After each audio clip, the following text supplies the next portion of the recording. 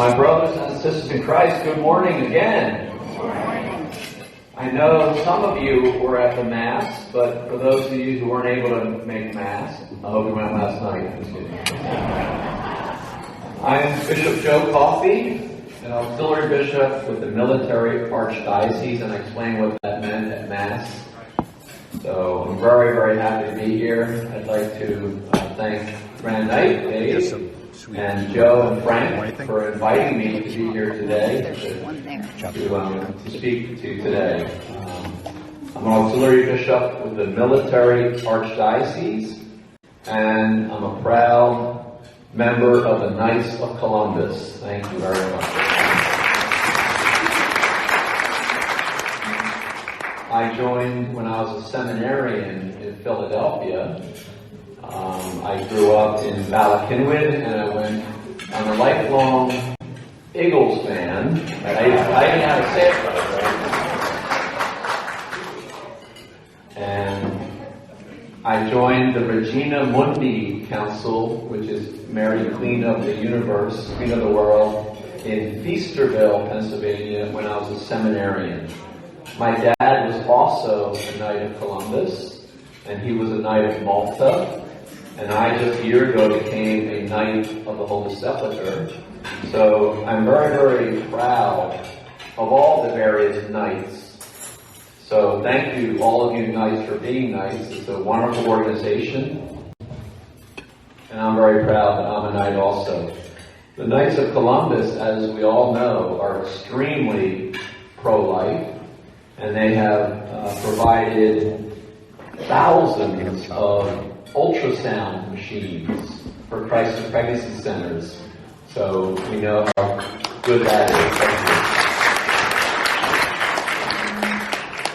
And every year at the March for Life down in Washington, D.C., we always see the Knights in their jackets collecting to help defray the cost of the march. And you all have your coats for kids, dry in the winter time. So the Knights are extremely generous. The Knights have been very, very generous to the military Archdiocese. For those of you who are in Mass, you now know what the military Archdiocese is. Our headquarters is in Washington, D.C., and we took over a former seminary right down the street from Catholic University, which was in bad need of renovation. So the Knights of Columbus gave us money, and they lent us money at a very good rate. We paid them back, but we are always very, very generous to the Knights of Columbus. We know that Patrick Kelly, the current Grand Supreme Knight, was a Navy JAG. He was in the Navy JAG Corps, so he's a good man to know also. So today, I would like to share with you a little bit of my story, because today, this Sunday, is also the beginning of Vocation Awareness Week. So that was great timing to invite me to come today. Thank you very much. It gives me the opportunity to talk a little bit about my calling as a priest and as a Navy chaplain. All of you who are married out there, you have a calling too. You were called to the vocation of marriage, either as a husband or a wife, and many of you have children and grandchildren. That reminds me, I have to just make one correction to the biography. It's in the booklet. It says that I'm the proud uncle of 46 nieces and nephews, which is correct. But we now have 39 great nieces and nephews. So yes, we are Catholic.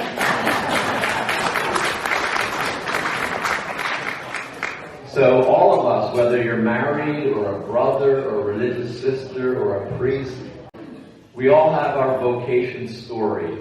It's the story of how God called us to whatever our vocation is in life. Vocare, that's the Latin word to call. That's where we get the word vocation. So all of you have your vocation stories of how you met your spouse, how you had the kids and stuff. So I was born in Minnesota with my father, got a Minnesotan. My dad did his residency at the Mayo Clinic. He was from Philly also, St. Lawrence Parish, West Catholic LaSalle College, but then he went to the Mayo Clinic for his residency in internal medicine. So I was born May 31st, 1960 in Minnesota, but I moved to Philly when I was a year old. So I grew up an Eagles and a Vikings fan. And when you're an Eagles fan, you know pain. Because we were pretty bad for a long time. And they say that Eagles fans are crazy. No, we're not. We're just passionate. So we booed Santa Claus once. Big deal. We threw snowballs at him. Big deal. He might have been a Cowboys fan. So when I was a year old, our family moved back to Philadelphia, where my mom and dad both grew up. My mom was from Our Lady of Lourdes Parish. And I grew up at St. Matthias Parish in Bala, Kinwood. I went to Archbishop Carroll High School in Radnor and LaSalle College in Philadelphia. And that's where I met one of your brother knights over there, Johnny McCann, who's one of your knights. John and I were in the crew team together. So we have friends the friends on my crew team we're still friends 40-some years later. Now, we had a pretty good team back then, but this past year, LaSalle University crew sent a team to Henley, which is the big time. So after college, after I graduated with a double major in English and French, I spent my junior year of college studying French at the Sorbonne, learning French. I didn't go to class all the time, but I learned French, which was my goal. I came home from the Sorbonne and went back to college for my senior year of college at LaSalle. And when it came time to graduate, I had an English and French major. And I remember my mom dropped me off at the dorm right near time getting ready to graduate. She said to me, "Joe, you've got to get some direction in your life." And I said, "I know." I wasn't trying to do smart aleck. I just simply did not know what I was supposed to do with my life. So I thought, you know what? I could probably teach grade school. So I went interview with Monsignor Walls, who was the superintendent of schools in Philadelphia, and about 3 weeks later, I was at St. Francis de Sales Catholic grade school in West Philadelphia teaching 5th graders. All right? And I knew after 2 weeks I was not meant to be a Catholic grade school teacher. It's actually really hard work. If you've ever been a teacher, it's exhausting. Standing on your feet thinking all day, writing on the blackboard. The principal was Sister Marie Winifred, Immaculate Heart of Mary. And she used to say to me, "Joe, I think you're going to become a priest." And I said, "Oh, sister, thank you very much. I don't think so." I found out at the end of the school year why all the female teachers kind of avoided me. Because Sister Winifred said to them, "Mr. Coffey is not available." I just thought they didn't like me. So I went, my next job, oh, by the way, 14 years later, Sister Winifred was at my first Mass. When the nuns tell you something, you better listen. I then went off to be a ski instructor in Saarbrücken, Switzerland. I did it for one glorious season, a couple of months, just teaching skiing to begin. I wasn't even that good, but I taught beginners. I know how to do that. And then the snow melted, and I had to get another job. So my next job was selling Japanese cars to American soldiers in Germany. That is great preparation for the priesthood. So I did that for 5 years. And I traveled all over Europe. I just loved it. I kept my faith. I went to Mass every Sunday, sometimes not feeling so well. But I always made it to Mass. And I loved my faith. I always have.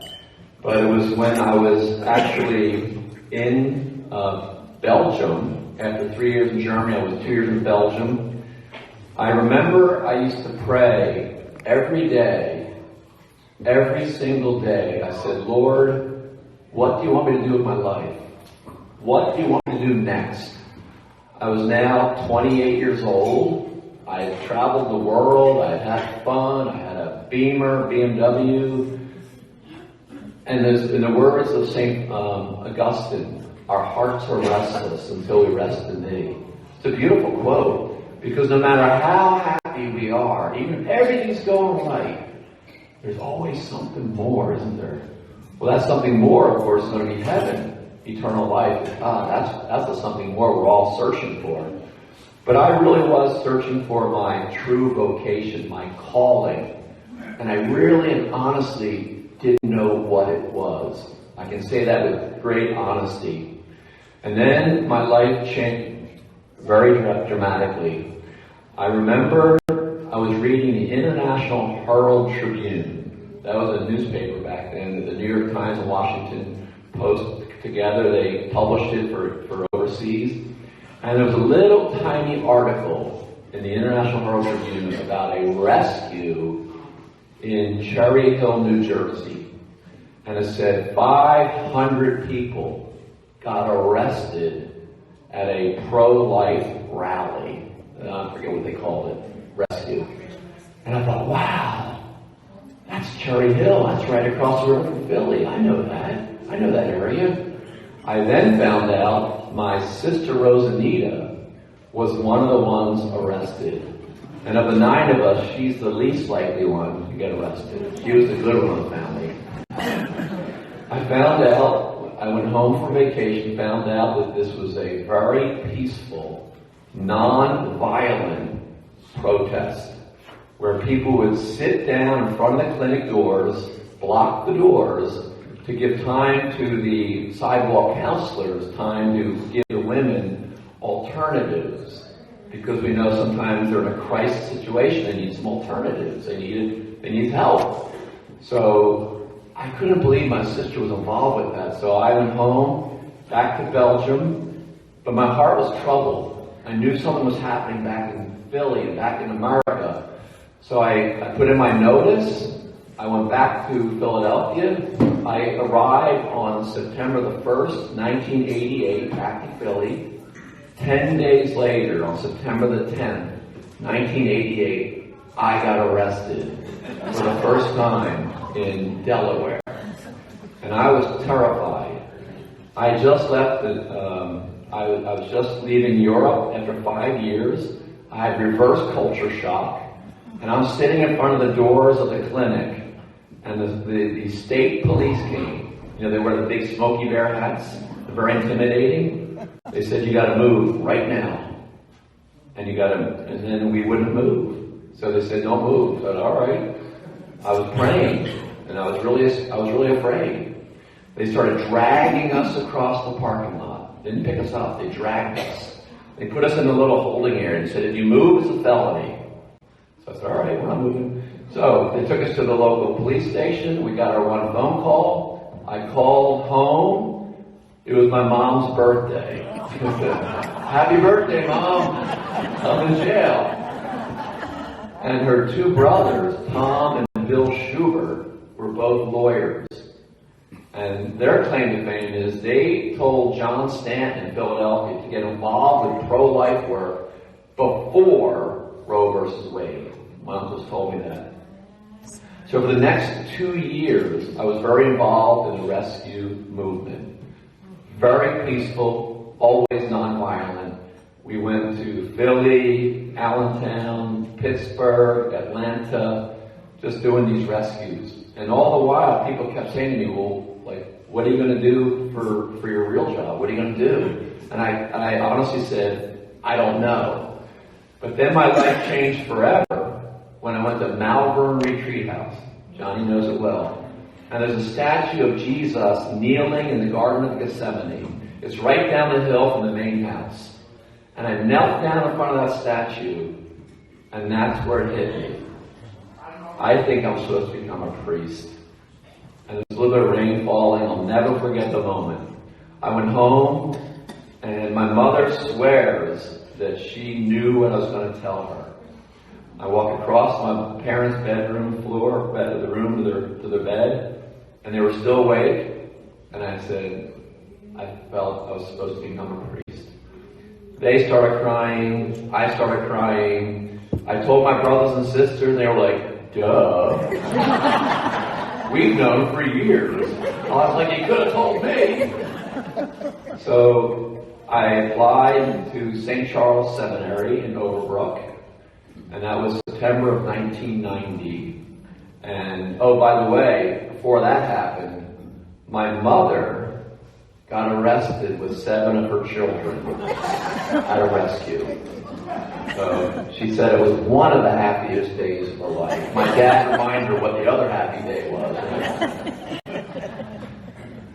So Monsignor Dan Murray, the rector, said to me, Joe, you can come to St. Charles Seminary, but you have to stop getting arrested. So I entered in 1990, and then my life changed again when I met a recruiter for the Air Force Chaplain Corps. And he told us about this program called Chaplain Candidate Program, where you can apply for a direct commission. You can raise your right hand, say the oath of office, and you become an officer. You can do that if you already have your college degree and you're in graduate school. So the doctors, the dentists, the nurses, they all have these programs. But the Navy chaplains cover the Navy and the Coast Guard. And all these other chaplains and all these other groups can take care of the Marines. But the Marines have their own lawyers. I'm not sure why that is, but they do. So I applied for the program, I got accepted, and I became a chaplain candidate as a seminarian.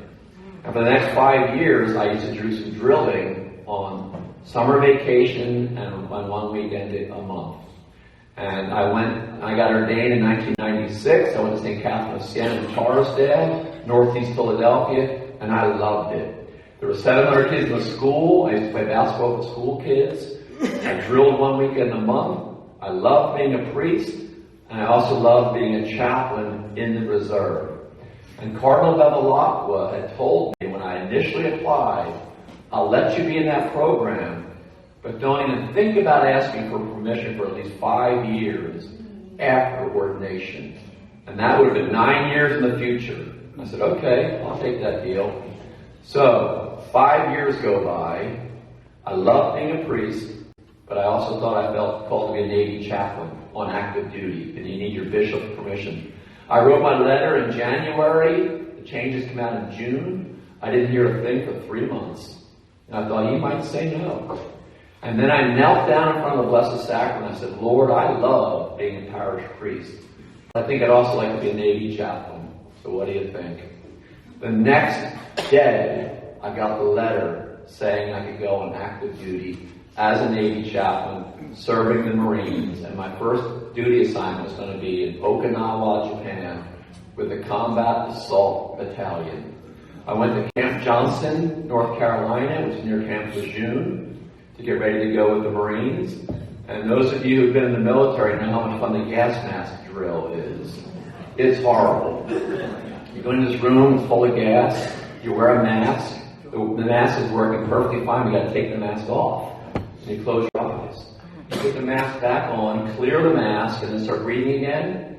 Well, even if you do it correctly, you're discombobulated, you feel horrible.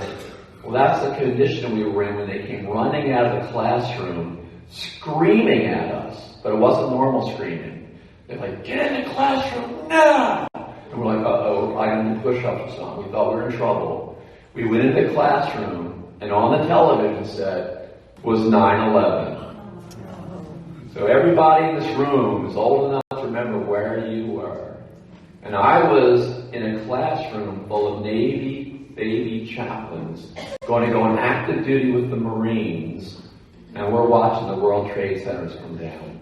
And I'll never forget the two things I was feeling. Sick to my stomach and fear.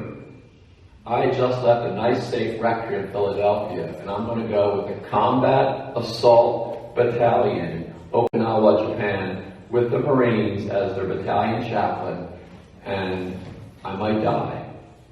Because in our nation's history, we have had chaplains that have died. We have Father Capodanno from the Navy, Father Capon with the Army, both of them both of them have been awarded the Medal of Honor, both of them their cause for canonization has begun. Under the Geneva Convention, a chaplain is called a non-combatant, so we don't carry a weapon. When I went to when I went to Afghanistan with the Marines, I had a Navy RP, a religious program specialist. He was my bodyguard. That was his number one job, to keep me safe. So, went off to, my first assignment was Okinawa with the Marines. We didn't go to Afghanistan back then. We kept an eye on a different part of the world. India and Pakistan, Kashmir, that was a hot spot. We kept an eye on that. So I did not go to battle in my first assignment. My second assignment was as the division officer on the USS George Washington out of Norfolk, Virginia. I did 3 carrier tours where I was the chaplain on the ship. You're the only Catholic priest for the carrier and the strike group. That's the smaller ships that take care of the carrier. Whenever you visit the small boys, the chaplain goes on the helicopter. They call it the Holy Hilo. And we would go and say Mass for the small ships. I had 3 wonderful tours in Norfolk, Virginia, where I went to the Persian Gulf for 6 months. And then when I was in Japan, I forget the name of the town, but I was in Japan for 2 of my tours as the command chaplain on the George Washington, which had moved to Japan, Yokosuka, Japan, and then I was on the Ronald Reagan for a year. One of my great memories of being on the Reagan was we went to the island of Iwo Jima, that's where the Marines raised the flag, that very famous, iconic picture. I got to say Mass on Mount Suribachi, which is the actual mountain that's very famous in that battle. And it was a very peaceful day, and I had my Mass kit with me, and I was looking down on a black sand beach where so many Marines died in that famous battle. And I got to say Mass up there, and it was a very, very beautiful experience. I just loved being a Navy chaplain. I really loved it. I always felt that I didn't take it for granted because I met priests that wanted to go. They wanted to serve as chaplains, but their bishop couldn't spare them. The only way a chaplain can get to go is if the bishop releases them for duty. But because of the shortage, many of the bishops can't spare guys, so they weren't allowed to go. When I joined the Navy in 1992, we had 200 priests on active duty. We now have about 50. That's worldwide. That's not enough. So please keep praying for more vocations to the priesthood so that they can serve as military chaplains. So my last assignment was at San Diego, where I was the command chaplain of the Marine Corps boot camp. That's basic training. And at this point, I'm in about almost 19 years on active duty. And everybody on the first day of boot camp knows that you have to do 20 years to get your pension. Right? Everyone knows that. So I was at about the 19-year mark when I got a phone call. But I was in the shower, I didn't hear the phone. I got a voicemail that said something like this. Hello, Father Coffey. This is Archbishop Christophe Pierre, the Papal Nuncio. I would like to have a conversation with you. Please call me. Does that sound normal to you? No. First of all, the guy's French. And I had never met him. And I thought, you know what? This might be a scam. I didn't think it was one of my friends, pulling a joke home. I thought this might be fake. Because they're out there. You probably know. There are scammers out there that don't always tell the truth. So I came up with a plan, and my plan was I was going to call him back, but if he asked me for money for a charity, I was going to be a little bit suspicious. So I came up with a plan. My plan was if he asked me for money, I'm going to say to him, I would like to check that out with Archbishop Broglio. He's the military archbishop, and I know him. I thought that was a good plan. But before I had a chance to call him back, I got a text message from Archbishop Broglio, who said, Joe, I'm on the East Coast. Call me at 12 noon if you need to talk. What does that mean? I now know it's not a scam, but am I in trouble? Think of those two messages. Think of the scandal, unfortunately. Some priests get in trouble, right? So I'm thinking, am I in trouble? And I try to think if I should be in trouble. And nothing came to mind, which is good. So I call the number and I get Archbishop Christophe Pierre. He's the nuncio, which means he represents Pope Francis in America. And he says, hello, Father Coffey. The Holy Father has appointed you to be an auxiliary bishop for the military archdiocese. Do you accept? It was the most crazy moment of my life. I couldn't believe it. I now know why Archbishop Broglio sent me his text, because he knew about it. But I had to first answer the nuncio. So I just babbled something. So he says, second time, Father Coffey, do you accept? Now I'm panicking. I don't want to answer him. It's too crazy. It's just too overwhelming, this whole idea. Not expecting this. So I said to him, can I think about it? Can I pray about it? Can I call Archbishop Broglio? And can I call you tomorrow? I thought they were good questions. Father Coffey, do you accept? Why are you laughing? It wasn't funny to me. I actually felt sick. I was a little bit nauseous. And I remember like swaying, thinking, I hope I don't pass out. The problem is, I was not prepared to give him that kind of an answer without, thinking about it, praying about it a little bit. So I prayed. I prayed, Lord, I need to know right now what I should do. And it became very clear to me I could say no. Some guys say no. And I think if I had said no, he probably would have said, well, then this conversation never happened. Don't talk to anyone about it. I think that's what happens. So I prayed, Lord, what do I do? I have to give him an answer. I don't want to give him an answer. I need time. It's too big of a deal. I knew that I could say no, but I didn't know why I would say no. I knew if I'd said yes, it changed my life forever, which it did. So I'm praying desperately, Lord, please help me. And then it came to me, I read a book by St. Francis de Sales who said, seek nothing, refuse nothing. So I said to him, I accept. And he said, good, because some guys say no. He said, our secretary will call you in 1 hour to get your official address. Remember, under papal obedience, you're not to tell anyone about this phone call until January 22nd, which was 8 days later. What happened on January 22nd? Roe v. Wade. I thought that's a little bit of consolation from the Lord for all my years of pro-life work. So I had to wait for a week before I could tell anyone. I couldn't call my siblings. It was a very difficult week to just wait. And then I made the calls, and then I called all my brothers and sisters, and they couldn't believe it. I couldn't believe it. It was incredible.